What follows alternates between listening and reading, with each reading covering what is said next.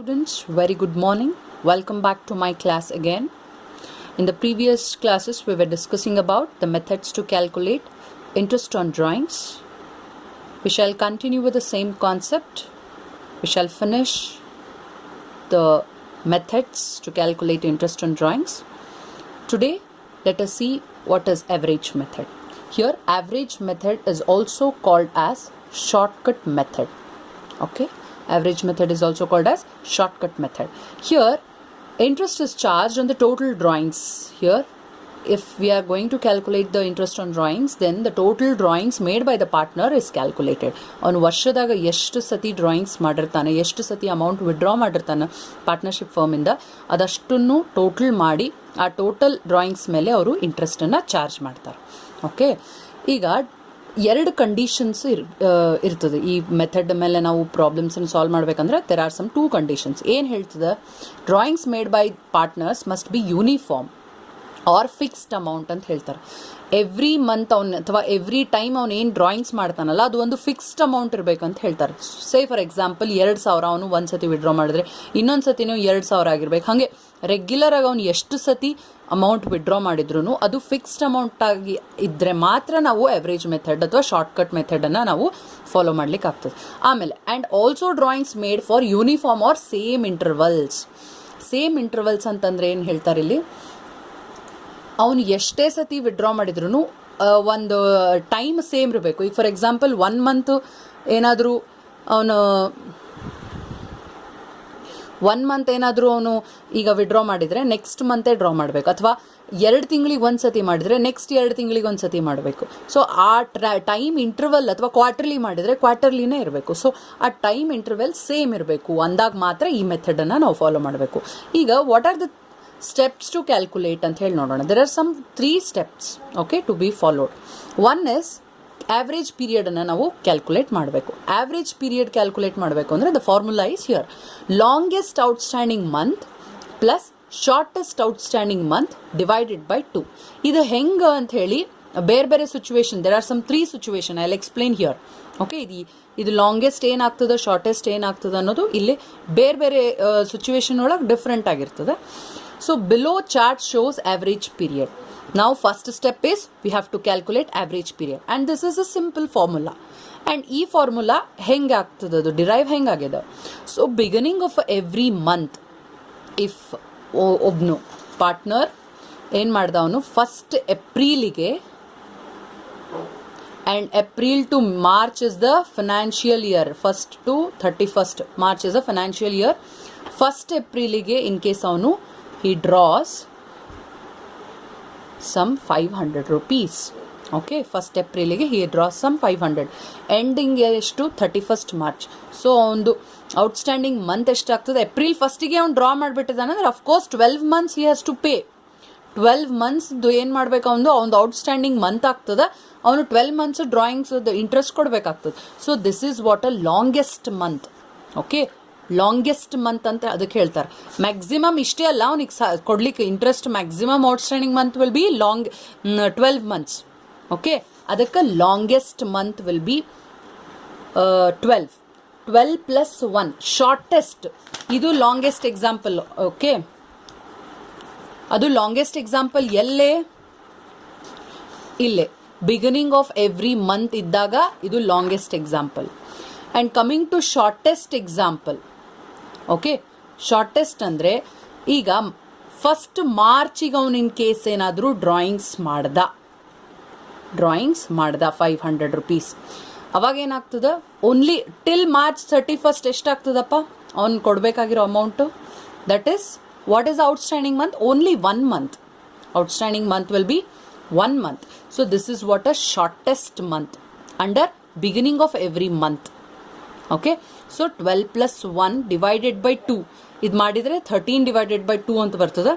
ಇದನ್ನು ನಾವು ಕ್ಯಾಲ್ಕುಲೇಟ್ ಮಾಡಿದಾಗ 6.5 months. This is the outstanding month. ಇದು ಶಾರ್ಟ್ಕಟ್ ಮೆಥಡ್ ಆಗಿರೋದ್ರಿಂದ ಇದು average period. In case beginning of the year ಮಾಡ್ದ ಅಂದರೆ ಇದನ್ನು ನಾವು ಮಾಡಿಕೊಂಡು ಡೈರೆಕ್ಟಾಗಿ ಎವರೇಜ್ ಪೀರಿಯಡನ್ನು ಕ್ಯಾಲ್ಕುಲೇಟ್ ಗೊತ್ತಾಗ್ಬಿಡ್ತದೆ. This is what a shortcut method. ಇದನ್ನು ನಾವು ಕ್ಯಾಲ್ಕುಲೇಟ್ ಮಾಡಬೇಕು. Next half year ending. ಇದು ಹೋಲ್ ಇಯರ್. ನಾ ಹೇಳಿದೆ ಏಪ್ರಿಲ್ 1 ಮಾರ್ಚ್ 31 ಅಂತ ಹೇಳಿದೆ. ಸೊ ಹೋಲ್ ಇಯರ್ ಆಯಿತು. ಈಗ ಇನ್ ಕೇಸ್ ಬರೀ 6 ತಿಂಗಳದಿತ್ತು ಅಂತಂದರೆ ಫಿನಾನ್ಷಿಯಲ್ ಇಯರ್ 6 ತಿಂಗಳಿಗೆ ಎಂಡ್ ಆಗೋದಿತ್ತು. ನಾನು ಲಾಸ್ಟ್ ಪ್ರಾಡಕ್ಟ್ ಮೆಥಡಲ್ಲಿ ಎಕ್ಸ್ಪ್ಲೇನ್ ಮಾಡಿದ್ನಲ್ಲ, September 31 is your half year ending ಅಂತ. ಆ ಟೈಮಲ್ಲಿ 3.5 ಆಗ್ತದೆ.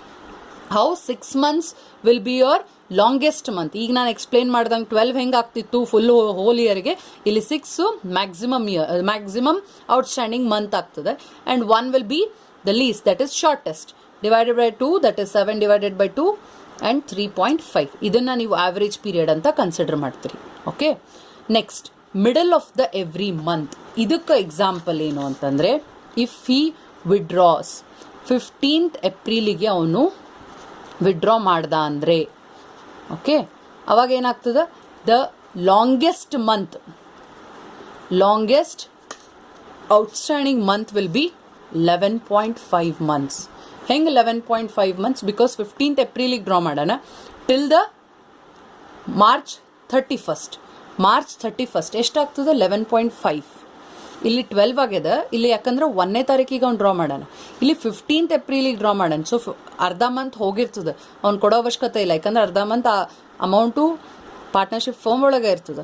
ಸೊ ಇನ್ನು 15 ಡೇಸ್ದು plus 11 months remaining. So 11.5 is the longest months. What is the shortest month under the same example? 15th March if he withdraws, then till 31st March, what is the outstanding month? That is of course 0.5. 0.5 month is your shortest outstanding month. See, 11.5 plus 0.5 according to the formula divided by 2 is equals to 12 divided by 2, that is 6 months. hange half year ಮಾಡ್ಕೊಂಡಾರಿ. Okay, now coming to the end of every month. in case on end of every month ತಗೊಂಡ ಅನ್ಕೊಳ್ಳಿ, that is 31st ಏಪ್ರಿಲಿಗೆ ತಗೊಂಡ. 31st ಏಪ್ರಿಲಿಗೆ ಅಂತಂದ್ರೆ of course longest ಎಷ್ಟಾಗ್ತದೆ? 31st April ಅಂದರೆ April ಬಿಟ್ಬಿಡ್ಬೇಕು. Next ಮೇಯಿಂದ ಹಿಡಿದು March 31st 31st ಮಾರ್ಚ್ವರೆಗೂ ಎಷ್ಟಾಗ್ತದೆ? 11 months will be your longest outstanding month. and shortest ಎಷ್ಟಾಗ್ತದೆ? 31st March. In case ಅವನು ವಿಡ್ರಾ ಮಾಡ್ದ ಅಂದರೆ 31st ಮಾರ್ಚ್ ಅವನು ವಿಡ್ರಾ ಮಾಡ್ದ ಅಂದರೆ ಏನಾಗ್ತದೆ? Shortest months will be 0, because 31st to 31st March ಏನಾಗ್ತದೆ? No interest payable by him. So 0 is the shortest month under the end of every month category. Okay, see here 11 plus 0, that is 11, divided by 2, that is 5.5. you have to consider here, as it is half year olaga 5 will be the longest, 0 is the shortest, 5 divided by 2, 2.5. this is what a second step. ಇದು chart ಅನ್ನ ನಿಮಗೆ ನೆನಪಿಟ್ಕೊಂಡ್ರೆ beginning ಅಂದ ತಕ್ಷಣ ನೀವು 6.5 ತಗೊಂಡ್ಬಿಡ್ಬೇಕು average period direct ಆಗಿ.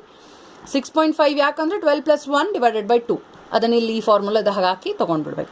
ಇವು ಮೂರೂ ನೀವು ನೆನಪಿಟ್ಕೊಡ್ರಿ. ಇದು ನೆನಪಿಟ್ಕೊಂಡಾಗ ಶಾರ್ಟ್ಕಟ್ ಮೆಥಡ್ ಆಗ್ತದೆ ಅದು. ಓಕೆ, ನಾವು coming to the second step, total drawings ಹೆಂಗೆ ಕ್ಯಾಲ್ಕುಲೇಟ್ ಮಾಡಬೇಕು? Total drawings of course amount of each drawings made by him, that is 500. In case 500 every ಮಂತಿಗೆ ಅವ್ನು ಮಾಡಿದ್ದ ಅಂದರೆ 500 into 12. So you will get your total drawings. ನಾವು third step, that interest calculation formula ಒಳಗೆ ಏನದ ಇಲ್ಲಿ? Total drawings into average period ನಾವಿಲ್ಲಿ table ನೋಡಿಕೊಂಡು ಕ್ಯಾಲ್ಕುಲೇಟ್ ಮಾಡಿರ್ತೀವಿ. ಓಕೆ, ಸಮ್ ನೋಡಿಕೊಂಡು here average period into rate. ಅವರೇ ರೇಟ್ ಮೆನ್ಷನ್ ಮಾಡಿರ್ತಾರೆ ಎಲ್ಲಿ? ಇದ್ರೊಳಗೆ ಏನು ಸಮ್ ಒಳಗೆ ಎಷ್ಟು 10%, 8%, 6%, 5% ಇಂಟ್ರೆಸ್ಟ್ ರೇಟ್ ಮೆನ್ಷನ್ ಮಾಡಿ into 1 divided by 12, as it is 1 divided by 12.